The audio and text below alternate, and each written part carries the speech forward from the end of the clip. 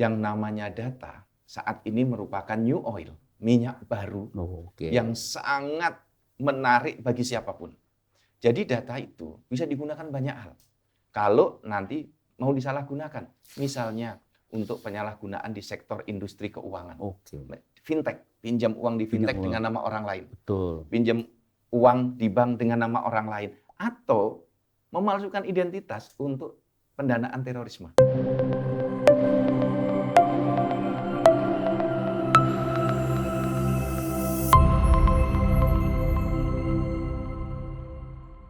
Salam sehat pemirsa Bursa Interaktif. Pada kesempatan ini kita jumpa lagi dalam Bursa Interaktif dan terima kasih kepada pemirsa yang telah menyaksikan selama ini Bursa Interaktif. Pada kesempatan ini kita akan mewawancarai Profesor Dr. Zudan Arif Fakrullah. Beliau ini adalah Dirjen Kependudukan dan Catatan Sipil atau Dirjen Dukcapil Kementerian Dalam Negeri. Nah, pemirsa, kita akan menanyain langsung Profesor Zudan ini apa saja sih yang dia lakukan sejak dia memegang jabatan Dirjen Dukcapil sejak tahun 2015. Berarti udah 6 tahun nih masuk 2021. Misalnya apa sih Pak ini tupoksi Dirjen Dukcapil itu Pak? Ya, Bang. Oh ya, kita buka ya supaya ini. Ya. Assalamualaikum warahmatullahi wabarakatuh. Bang Bursah, terima kasih sudah menyapa kami di Direktorat Jenderal Dukcapil. Kalau melihat dan mencermati dari Abang tanyakan tadi, pekerjaan Dukcapil ini adalah satu pekerjaan yang mulia karena pekerjaannya adalah memberi identitas bagi seluruh penduduk. Nih. Penduduk dalam sebuah negara itu berisi dua hal, yaitu WNI dan WNA. Jadi, Dukcapil itu melayani WNI dan WNA. Karena di dalam undang-undangnya, Undang-Undang Nomor 23 tahun 2006 sudah mengamanatkan bahwa administrasi kependudukan kita, ini Bang Bursah, meliputi WNA dan WNI. Oleh karena itu, jangan kaget kalau ada WNA yang memiliki KTP elektronik. Dulu kan pernah masyarakat terkaget-kaget di 2018 waktu melakukan pencocokan, penelitian, pemutakhiran data pemilih di Pilpres. Nah, baru masyarakat terkejut. Padahal tradisi Indonesia menerbitkan KTP elektronik itu sudah ada sejak tahun 1978. Itu sudah dikenal KTP untuk WNA. Tapi belum elektronik ya? Nah, tapi belum elektronik. Nah, pekerjaan memberi identitas kepada WNI ini merupakan pekerjaan yang sangat besar karena penduduk Indonesia itu merupakan populasi terbesar keempat di dunia. Di dunia, betul. Nomor 4 di dunia. Setelah China, India, Amerika, Indonesia. Nah, memberikan identitas itu meliputi menerbitkan KTPL untuk penduduk dewasa, menerbitkan kartu identitas anak untuk anak-anak, dan menerbitkan yang namanya akte kelahiran. Jadi memang pekerjaan ini besar sekali karena meliputi wilayah Indonesia yang berpulau-pulau. Dari Aceh sampai dengan Papua. Papua, ya. Besar sekali. Dan ini merupakan satu rangkaian bahwa penduduk dari lahir sampai meninggal dunia itu dilayani semua oleh Dukcapil. Bayangkan dari lahir sampai meninggal dunia. Jadi bayi lahir diberi akte kelahiran. Nanti 17 tahun diberikan KTPL. Nanti menikah diberikan akte perkawinan. Nanti setelah punya anak, anaknya dibuatkan akte kelahiran, dibuatkan kartu keluarga, meninggal dibuatkan akte kematian. Ada akte kematian juga? Ada kematian. Kabarnya ada KTP seumur hidup nggak ya? KTPL sekarang berlaku seumur hidup. Seumur hidup maksudnya? Ya. Arti seumur hidup itu bila tidak berubah datanya, tidak perlu diganti setiap 5 tahun sekali. Boleh seterusnya ya? Boleh terus. Kan banyak sekarang penduduk kita yang sudah pensiun misalnya, tidak pindah rumah, tidak berganti pekerjaan, ya sejak umur 58 tahun pensiun, sampai nanti meninggal dunia KTP-nya tidak perlu ganti. Ini kemudahan dari negara karena sudah menerapkan KTP elektronik. Jadi terdata terus. Data penduduk ini sangat penting sekali ya. Benar, seberapa pentingnya Pak sehingga di Dagri mesti ada dirjennya, aparaturnya banyak sekali gitu. Nah, ini pertanyaan yang bagus sekali, pertanyaan yang sangat kritis. Seberapa penting dokumen kependudukan? Dan apa manfaatnya? Dan manfaatnya untuk apa? Jadi kalau kita melihat tadi pekerjaan Dukcapil memberi identitas, bayangkan kalau ada orang tidak memiliki identitas. Maka layanan kesehatan tidak akan dapat dengan baik. BPJS tidak bisa gratis. Mau daftar sekolah, tidak bisa karena identitasnya tidak terdata. Mau dapat bantuan sosial, tidak bisa. Buka rekening bank, tidak bisa. Jadi mau bergerak kemanapun sekarang, itu tidak bisa dilakukan bila tidak punya identitas. Maka identitas dasar di Indonesia itu hanya KTPL, kartu identitas anak. Bagi yang belum punya semua ini, boleh menggunakan yang namanya akte kelahiran.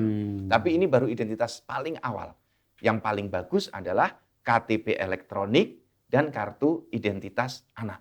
Nah, kunci dari semua itu adalah NIK, nomor induk kependudukan. Jadi 271,3 juta penduduk Indonesia semuanya memiliki NIK. Itu nomor induk kependudukan. Nggak bisa berubah NIK itu, Pak? NIK berlaku seumur hidup, Pak. Tapi kalau berubah mesti bisa didaftarkan kembali mungkin ya? Jadi Undang-Undang Adminduk sudah mengatur begini. Penduduk Indonesia itu dicerminkan dengan NIK, bukan dicerminkan dengan nama. Oleh karena itu aturannya NIK tidak berubah. Nama boleh berganti, karena ada nama yang berganti. Berubah jenis kelamin juga boleh. Transgender. Dengan penetapan pengadilan boleh berubah jenis kelamin, boleh berubah nama, tetapi NIK-nya tidak tetap boleh berganti. Karena kalau NIK-nya berganti, menambah penduduk baru. Oh gitu ya. Jadi itu penting sekali, Pak ya. Itulah urgensi identitas kependudukan itu. NIK dan seluruh rangkaian dokumen kependudukan. Dan tentu dengan NIK ini kita akan mudah terdeteksi di mana saja, Pak. Hilang atau mengalami kecelakaan ya. Begitu dilihat orang NIK kan bisa lihat di big data kan. Betul. Oh ini si Anu, rambutnya Anu gitu. Iya. Jadi benar. Coba cerita Pak, gimana itu Pak? Bang Bursa, ya. Abang benar. Jadi kalau kita tahu NIK-nya, diketik NIK sekarang di Dinas Dukcapil manapun, maka akan langsung terbaca namanya, alamatnya, tempat tanggal lahirnya. Nanti bisa di tracing siapa ayahnya, siapa ibunya. Bisa di tracing kantornya di mana. Bisa di tracing kakaknya, adiknya. Nah, nanti kalau kita membutuhkan nomor handphonenya, kita bisa hubungi provider seluler. NIK ini punya nomor handphone berapa. Nah, sehingga nanti bisa dilacak. Kalau sudah tahu orang tuanya memiliki nomor handphone berapa. Jadi ini kalau ada orang kecelakaan, kemudian ditemukan jenazah, ditemukan korban kejahatan, itu mudah kita. Mudah sekali ya. Mudah sekali. Di mana Pak big data kependudukan kita disimpan sekarang ini? Nah, data kita sekarang kita memiliki 3 data center. 3 Satu ya. di kantor Pusat. Pak Menteri. Pak Menteri, Mendagri. Ya. Yang kedua di Kalibata dan yang ketiga di Batam. Kalibata tuh kantor apa? Kantor Dukcapil. Jadi ini apa ini? Ini kantor Dukcapil untuk administrasi. Kemudian ada kantor Dukcapil di Kalibata yang berisi data center. Terus? Kemudian ada kantor Dukcapil di Medan Merdeka Utara. Juga berisi data center juga. Dan di Batam. Batam itu apa lagi tuh? Ada data center juga untuk disaster recovery. Untuk persiapan ya. Betul. Kalau ada kejadian sini dia ada cadangan gitu. Kalau misalnya mohon maaf jangan sampai ini terjadi ada gempa bumi di Jakarta, kita masih punya cadangan data ya untuk menggerakkan operasional Dukcapil yang ada kemungkinan risiko besar kalau misal di hacker orang ada nggak? Ada nggak pertahanan anti hacker misalnya? Selalu ada, Pak. Ada ya. Jadi pernah suatu ketika kami melakukan pengecekan database di pusat.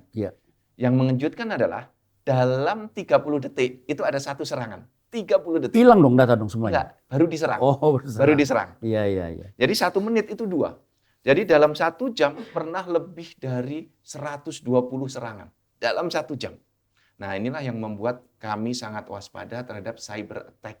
Ya, cyber security kita lakukan satu peningkatan secara terus-menerus. Sudah ada ini kelembagaan cyber security ini, Pak? Ya, kita memiliki sistem cyber security punya. Artinya kan ada orang yang mengoperasikannya kan? Kalau kita dapat ini cyber attack ya, serangan cyber ya. Kita dibantu BSSN juga, Badan Cyber dan Security. Sumber daya lebih Badan Cyber dan Sandi Negara. Udah sangat mutakhir dong berarti ya. Alhamdulillah, tapi kita nggak boleh takabur.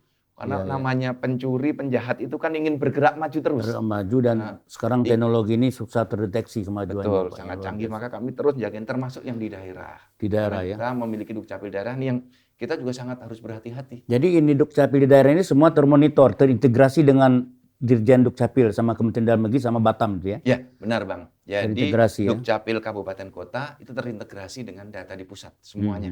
Dengan di Kalibata, dengan di Medan Merdeka Utara, dengan di Batam.